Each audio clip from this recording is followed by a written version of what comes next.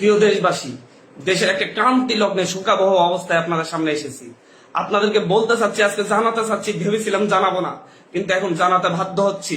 কারণ আপনারা জানেন, আপনাদেরকে বলতেছি, আজকে সকালবেলা মাহবুব যারা এমপি আমাদেরকে ফোন করে আমাদেরকে বলেন, মাননীয় প্রধানমন্ত্রী আপনাদের সাথে দেখা করতে চাই, গণভবন আসুন, আমাদের সাথে আলোচনা করুন, আপনাদের পরিবার সহ আসুন, বাবা মা সহ আসুন। আমরা প্রত্যাখ্যান করেছিলাম, বলেছি ওনার হাতে আমাদের ভাইদের রক্ত লেগে আছে, ওনাকে বলুন সেই হাত পরিষ্কার করতে, তারপর কেবল আমরা আসবো, তারপর আমরা তার সাথে কথা বলবো কিনা ভেবে দেখবো। আবারও বলতেছি, আজকে সকালবেলা তিনি আমাদেরকে প্রধানমন্ত্রী আমাদেরকে আহ্বান করেছিলেন ওনার সাথে আলোচনা করার জন্য গণভবনে যেতে। আমরা বলেছিলাম, আমি আমার জায়গা থেকে বলেছি যে উনি বলেছিলেন আমার বাবা মা সহ যেন যাই। আমি বলেছি যে হচ্ছে ওনার হাতে আমার ভাইদের রক্ত লেগে আছে, ওনাকে বলুন সেই রক্ত পরিষ্কার করতে, তারপর কেবল আমরা ভাববো ওনার সাথে দেখা করব কিনা। কিন্তু দুপুর না হতেই উনি সেই একই কাজ শুরু করেছেন, আবার আমাদের ভাইদেরকে হত্যা করেছেন, আবার আমাদের ভাইদের রক্ত জড়িয়েছেন। উত্তরায়, খুলনায়, হবিগঞ্জে, টাঙ্গাইলে, সিলেটে আমাদের ভাইদেরকে হত্যা করা হয়েছে। আজকে প্রায় 7-8 জন ভাইকে হত্যা করা হয়েছে, শিশুকে হত্যা করা হয়েছে সিলেটে। আবারও উনি রক্তের খেলা মেতে উঠেছেন। একটা রক্তখাদ্য সরকার কিভাবে ক্ষমতায় থাকছে, কিভাবে থাকতেছে আমরা বুঝতে পারতেছি না। এই দেশের মানুষ রাস্তায় নামবে, খালি হাতে নামবে, উনি ডিরেক্ট গুলি করে মেরে ফেলবেন। বাচ্চা বাচ্চা ছেলেদেরকে মারতেছেন, পাতার খুলি উড়াইয়া দিচ্ছেন। এগুলো কোন ধরনের অফিসার ভাবে বাস করতেছে? এটা কোন ধরনের রাষ্ট্র? সভ্য রাষ্ট্র? এই রাষ্ট্রের মানুষজন কি মরে গেছে? আর আমরা কি আর বেঁচে থাকার অধিকার রাখি না? প্রতিটা মানুষ কি ওনার কাছে জিম্মি হয়ে আছে? যাকে ইচ্ছে তাকে হত্যা করবে, যাকে ইচ্ছে তাকে খুন করবে? এটা চলতে পারে না। এর বিরুদ্ধে আমাদেরকে ঐক্যবদ্ধ লড়াই করতে হবে। আমরা বৈষম্য বিরোধী ছাত্র আন্দোলনের পক্ষ থেকে স্পষ্ট ঘোষণা করতেছি, আগামী কালকে সারা দেশে প্রতিটা পাড়া মহল্লায় প্রতিটা জায়গায় বিক্ষোভ কর্মসূচি পালিত হবে। আর আগামী কালকের পরে পরশুদিন থেকে সর্বাত্মক অসহযোগ আন্দোলন পালিত হবে। সর্বাত্মক অসহযোগ, কোন ট্যাক্স দেওয়া হবে না এই সরকারকে, এই সরকারের অফিসে যাওয়া হবে না, কেউ তার অফিসে যাবে না, কেউ তার সরকারি বেসরকারি সকল অফিস বন্ধ থাকবে, সচিবালয় বন্ধ থাকবে, এভরিথিং বন্ধ থাকবে। গণভবনে কোনো বাস গাড়ি ঢুকবে না, বঙ্গভবনে কোনো গাড়ি ঢুকবে না, এভরিথিং অফ থাকবে। এবং সরকারকে সর্বাত্মক অসহযোগিতা করা হবে।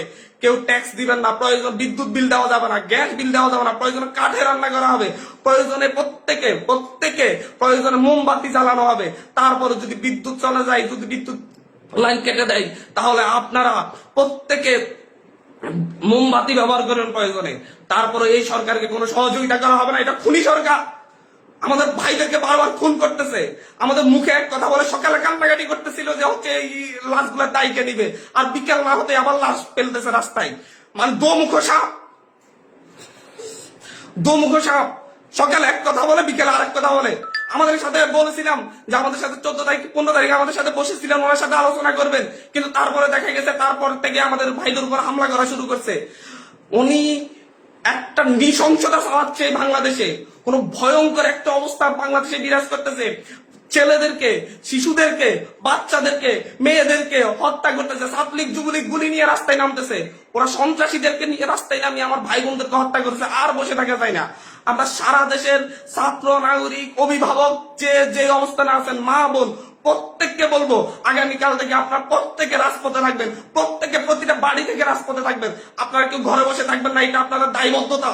আপনাদেরকে বলতেছি, প্রতিটা লাশের রক্তের প্রতি আপনাদের দায়বদ্ধতা আছে, প্রতিটা শহীদের রক্তের প্রতি আপনাদের দায়বদ্ধতা আছে।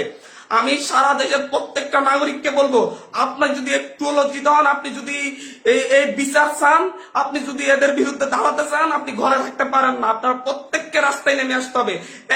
প্রতিটা সিঙ্গেল মানুষকে আপনি প্রয়োজন আপনার বিল্ডিং এর নিচে এসে অবস্থান করুন, বিল্ডিং এর সবাই মিলে, বিল্ডিং কমিটি, প্রতিটা ভবনের কমিটির আপনারা মিটিং ডাকুন, মিটিং ডেকে সিদ্ধান্ত নিন, সবাই একত্রিত হয়ে নামবেন। প্রতিটা মহল্লায় আপনারা সিদ্ধান্ত নিন, আপনারা প্রত্যেকে একত্রিত হয়ে নামবেন, রাস্তায় থাকবেন যতক্ষণ পর্যন্ত না এই রক্তখ্যাগো তার কাজ বন্ধ না করে এবং এই রক্তখ্যাগো যেন না থাকতে পারে।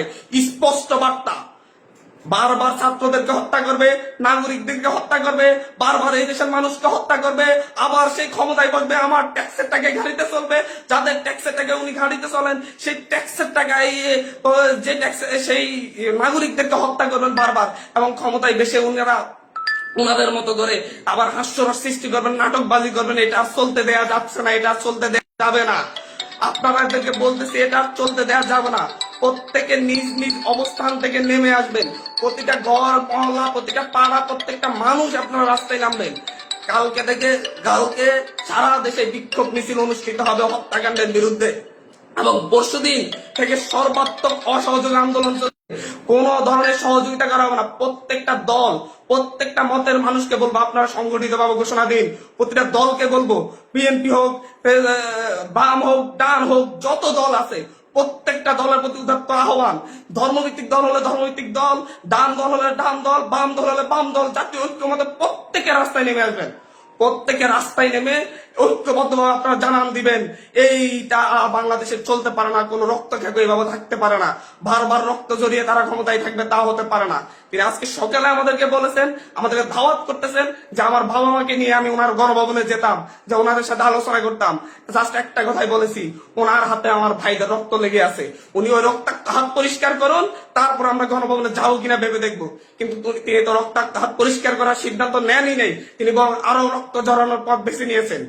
বাংলাদেশের পুলিশ বাহিনী, র্যাব বাহিনী, সেনাবাহিনীকে বলবো, আপনাদেরকে বলতেছি, আপনাদের ছেলে সন্তানরাও আন্দোলন করতেছে, আপনাদের ছেলে সন্তানরাও বিশ্ববিদ্যালয়ে পড়ে, স্কুলে পড়ে, কলেজে পড়ে, তাদেরকে হত্যা করা হচ্ছে।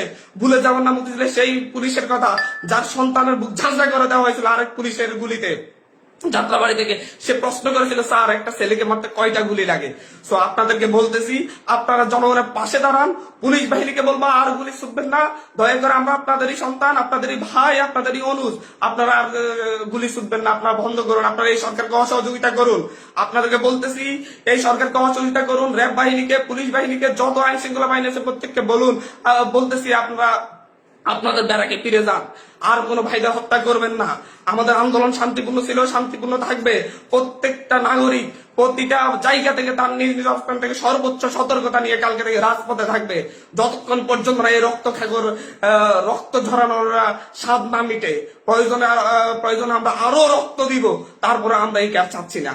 প্রিয় দেশবাসী, আপনাদেরকে বলবো ঐক্যবদ্ধভাবে রাজপথে নামুন, এবং কালকে বিক্ষোভ মিছিল পালিত হবে। পরশু দিন থেকে আমাদের সর্বাত্মক অসহযোগ আন্দোলন চলবে। ট্যাক্স দেওয়া হবে না, সরকারকে কোনো সরকারকে কোনো ধরনের সহযোগিতা করা হবে না। প্রত্যেকটা অফিস আদালত বন্ধ থাকবে, সচিবালয় থেকে শুরু করে একটা প্রাইমারি স্কুল পর্যন্ত সব বন্ধ থাকবে কালকে থেকে এদেশের মানুষ তাদের ঐক্যবদ্ধ শক্তির প্রমাণ দিবে এবং রাজপথে লড়াই করবে। ধন্যবাদ।